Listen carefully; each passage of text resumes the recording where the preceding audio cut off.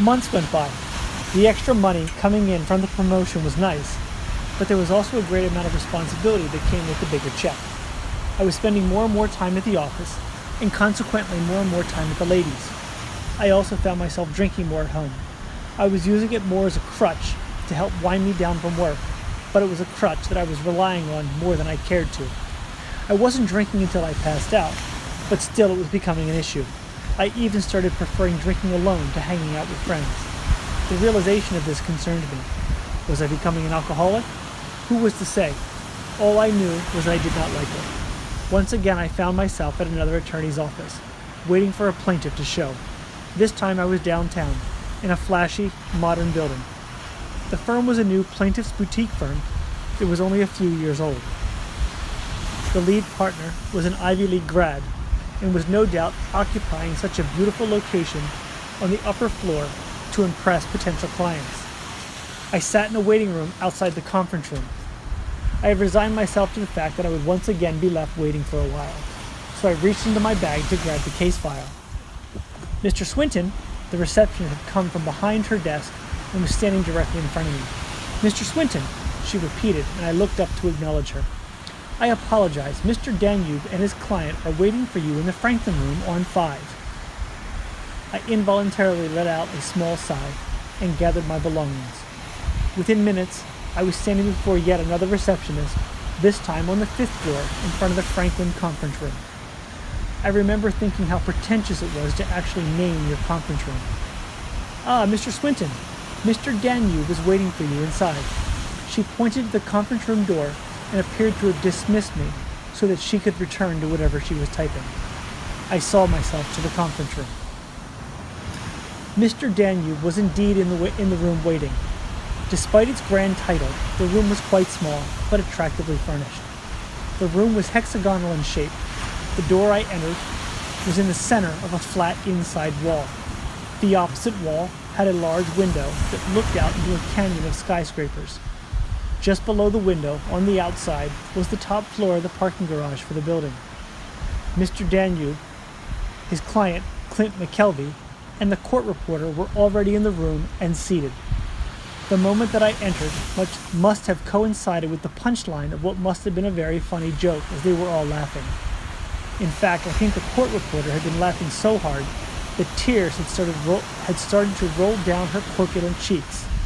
Upon realizing that I had entered, the reporter quickly composed herself, and Mr. Danube stood up and rushed to the doorway to greet me. "Hello, Justin, how are you? It's been a while." Mr. Danube, also known as Chuck, always greeted me warmly. Not because we were friends, mind you, but rather because he wanted to appear like he knew everyone. I think it made him feel better about himself. "I'm good, Chuck, how are you?" Not that I really cared, but it is of course customary to return such a greeting. After he released my hand, I pulled out the chair at the table that was closest to me so that I could sit down. But Chuck was right on me and wanted to keep up appearances. "How is Amanda and the kids?" He didn't know my wife or my kids. "They are good, Chuck. Is this your client?" In an attempt to get him away from me, I gestured to his client, who was still composing himself on the far side of the table by the window. "Yes, Mr. McKelvey, yes, this is Mr. McKelvey." Chuck left my side and hurried to his client's side in the same manner you would rush to assist a respected elderly person rise from a chair just in case they needed it. Mr. McKelvey, however, did not appear to be in any real distress. He was younger than I was, but was otherwise unremarkable. "Hello, Mr. Swinton."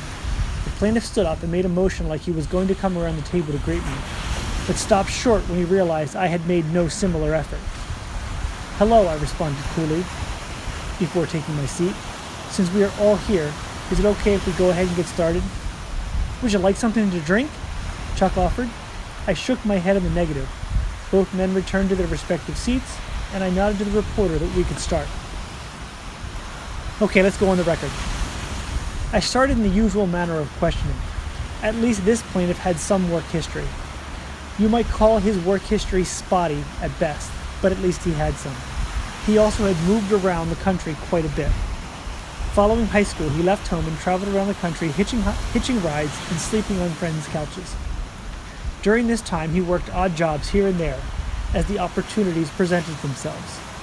Grocery store bagger, fast food cashier, convenience store door greeter, and similar high-end, highly skilled positions. I apologize for this sarcasm. Shortly after he turned 20, he started working construction. Within a few months, he suffered an injury on the job. He was standing on a scissor lift, installing drywall sheets during a renovation of a movie theater. He was alone on the lift. Up in the basket, he had several sheets of drywall. One by one, he lifted them into place and held them with his left hand, while he secured them with his nail gun, which he kept in a holster on his right hip. He had been doing this for a little over an hour before the incident occurred. During that time, he had installed maybe 24 sheets. He only carried a dozen on the lift with him at a time. So after he exhausted his supply, he would lower the lift, grab some more sheets, readjust the position of the lift, and return to his installation. Seems pretty simple, right? What could possibly go wrong? Wait for it. So after many trips up and down the lift, his mind strayed and he started operating on automatic pilot. His words. He moved the lift into position and placed the next sheet with his left hand. Once in place, he reached for the gun with his right hand, only to find it was not in his holster. He quickly realized that during his last refilling trip, he had left the gun on the floor of the scissor lift, about a foot away from his right foot. Mr. McKelvey crouched down to pick it up and inadvertently took his left hand off the drywall sheet. As soon as he grasped the handle of the nail gun, he realized his mistake and tried to quickly stand up and prevent the sheet from falling. He was too late. Instead, the falling sheet fell down on his head while he was springing up to try to stop it. Despite the fact that he was wearing a helmet, Mr. McKelvey was knocked unconscious, where he was found minutes later by some of his coworkers. The incident started Mr. McKelvey's real career of gaming the system. He was on workers' compensation following the incident for over 2 years. During those 2 years, he suffered 2 slips and falls and 1 motor vehicle accident, all of which resulted in lawsuits. At the time of the deposition, he was 28 and had not worked a day since he was 20. He had survived on welfare, his workers' compensation benefits, and of course his lawsuits. The facts of the present case were different from the usual. It was not a slip and fall. Instead, Mr. McKelvey was alleging that he was injured by the direct action of an employee of my client. Mr. McKelvey, I apologize, but thus far there has been no real detail provided regarding how you were injured on the day of the incident. Pardon me, when I say incident, you realize I'm referring to the incident, which is the subject of the lawsuit that you have brought against my client. Uh-huh. I'm sorry, Mr. McKelvey, was that a yes? Sorry, yes. He turned to the court reporter as if to apologize. She never looked up. That was a yes. He smiled the kind of smile that children make when they admit to doing wrong, hoping that their admission would be enough to absolve them from blame and or punishment. Thank you, Mr. McKelvey. As I was saying, the complaint indicates that you came to my client's store and that you were injured while shopping. That is correct. That was not a question, Mr. McKelvey. Oh, okay, sorry. That is okay.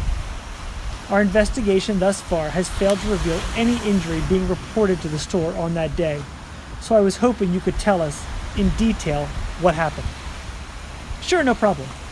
He paused and readjusted himself in his seat, like he was getting ready to tell a fantastic story. I went to the store to get a TV. It was Black Friday, and they were having a sale.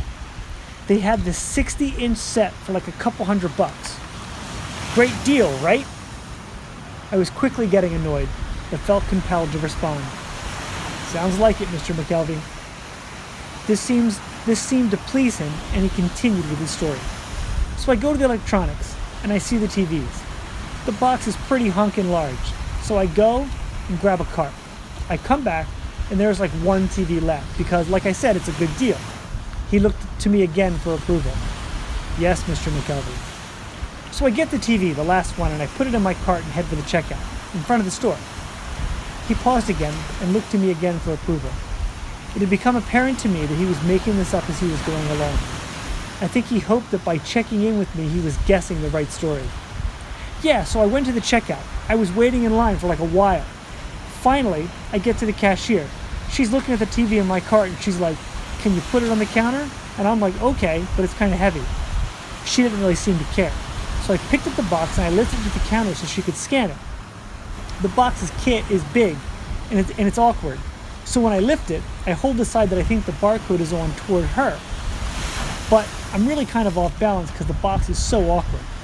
He began to squirm a little bit at this point. I was certain at this point that he was making up his story on the spot as he spoke. So she tells me the code is not there, and she tries to turn the box to check the other side. But the problem is, I'm still holding it, and I'm off balance. So when she shoves it, I fall over, and the TV lands on top of me, and I hit my head on the floor real hard. I glanced at Chuck. He looked as surprised as I thought I probably did. It was the first time he had heard this story too. "Mr. McKelvey, let me see if I'm understanding you. You were at the checkout. The cashier had you hold the box so she could scan the barcode. When she could not find the code, she moved the box, causing you to lose balance. You fell to the floor with the TV on top of you, and you hit your head. Is that correct?" "Well, yeah, my head, and the TV was kind of heavy, so I got crushed under it." He could sense that I did not believe his story. "Yeah, so then they helped me to my car after I paid for it. I was in a lot of pain, so I went straight to my doctor's office." "You didn't go to the emergency room, Mr. McKelvey?" "Well, because I knew my doc would see me right away." Of course he would. Probably because he was going to get a cut of the lawsuit award. There was so much to pick apart in what he said, it was hard to know where to begin. They had previously produced the receipt, so we knew he was in the store that day and bought a TV. However, no one on shift could recall any incident involving a customer injury. There was a brief note from that day. Apparently someone came to the customer service desk and reported they had been hurt or saw someone get hurt. But by the time the assistant manager came to the scene, the person making the report had disappeared. No report had been filed, but the store was still searching the security tapes to see if they could find anything. I also had hoped that I would find out more from Mr. McKelvey's deposition, but it was clear that he was making the story up as he went along. The sad thing was, I knew that if I could not directly dispute his story, it would come down to a question of fact, and this matter would eventually settle.